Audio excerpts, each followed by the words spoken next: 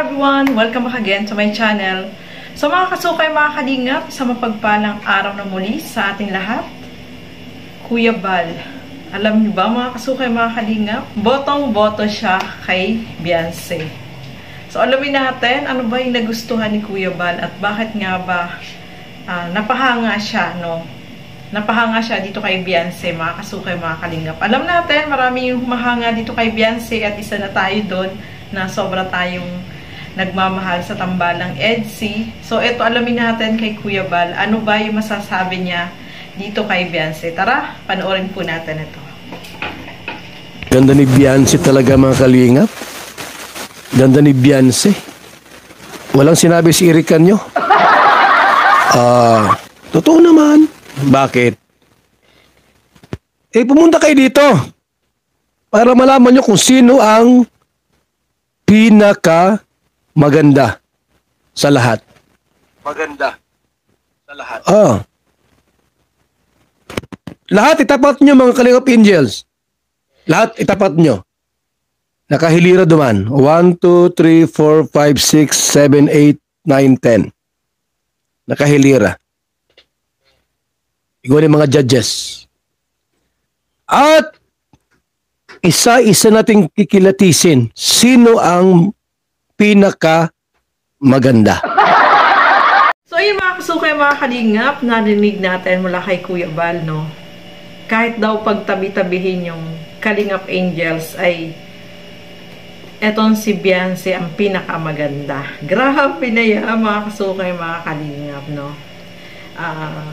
Sobrang ang paghanga ni Kuya Bal dito kay Beyonce. Kasi syempre nakita niya ng personal, lalo na mayroong aabangan tayo na premiere mamaya, mga kasukay, mga kalingap. Kaya sobra siyang napahanga dito kay Beyonce. Nakita niya ng personal na interview. Kaya yun ang masasabi niya talaga na etong si Beyonce ay maganda at bukod tangi dito sa mga Kalingap Angel. O diba?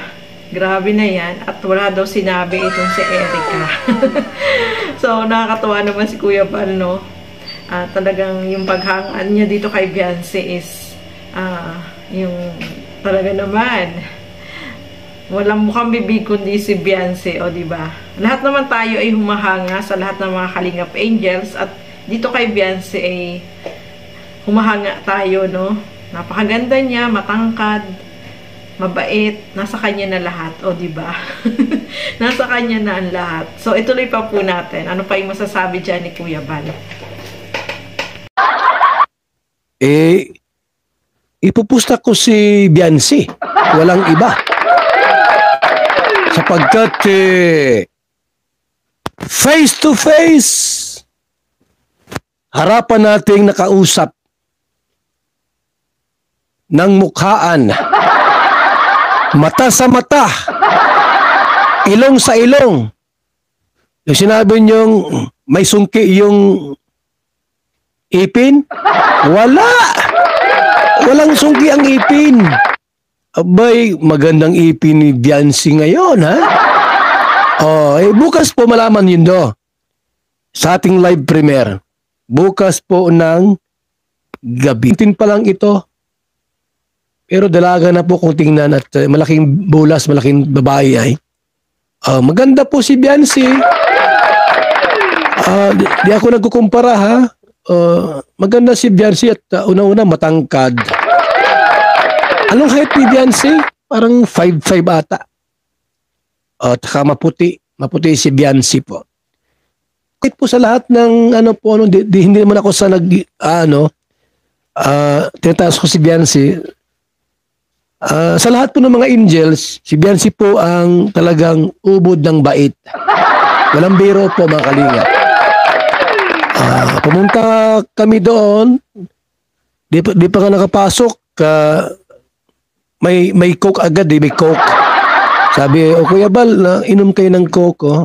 Talagang napakabait po ni Beyonce. Saka mahihain po siya. Mahihain po si Beyonce. At saka siya, ubod ng bait talaga, walang biro. Hindi siya madaldal po si Beyonce. Doon sa interviewin at mahihain. itong si Biancy, mga kalingap. Wala pa siyang boyfriend. Di siya nakaranas na ma-in love. Kay idol lang po talaga, walang biro. Kay idol lang, walang iba. Wala siyang, wala siyang yung puppy love. Wala siyang puppy love, yung na-in love sa isang lalaki. Sa school, wala po, Si idol lang po talaga, mga kaibigan. Na-interview ko siya Biancy, may, ikaw ba naka-experience ng nagkaroon ng first, yung na-in love sa isang lalaki? Sabi niya, kuya, di talaga, wala.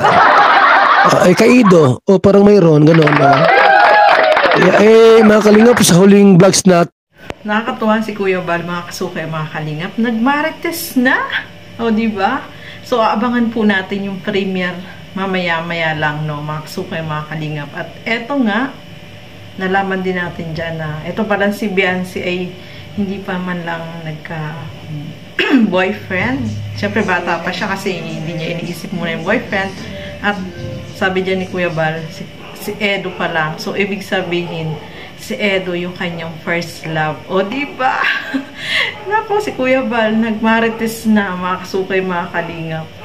So, swerte ni Edo kasi siya yung unang lalaki sa buhay ni Biancy. O, diba? At, ang nakakatuwa dito, sobrang nakakatuwa si Biancy kasi masipag, mabait, mapagmahal sa family, family-oriented, no?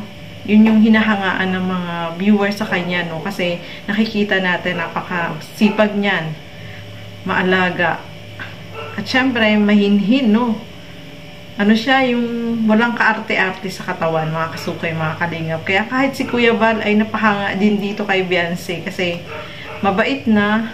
Sabi nga ni Kuya Bal is pumapasok pa lang sila sa loob ng bahay ni Biancy, pinapamerienda. Alam naman natin, mga kasukay, na kada punta nila dyan, may merienda talagang hinahanda, no? Talagang alaga yung mga pumupunta at bumibisita sa bahay nila. So, abangan natin yung premiere mamaya, mga kasukay, mga kalingap. Excited na ba kayo? So, abangan po natin yan. So, hanggang dito na lamang po muna. Maraming salamat po sa inyong panonood. At lagi po natin suportahan Bal Santos Matubang, Kalingap Rob at Edna Vlogs. At ang inyong lingkod, Gandang Emmy, sa mga hindi pa po nakapag-subscribe dyan. Please subscribe and please hit the notification bell para lagi po kayong updated sa aking mga ina-upload na mga reaction video. So, hanggang dito na lamang po muna. Keep safe, everyone. Thank you for watching. Mabuhay po tayong lahat.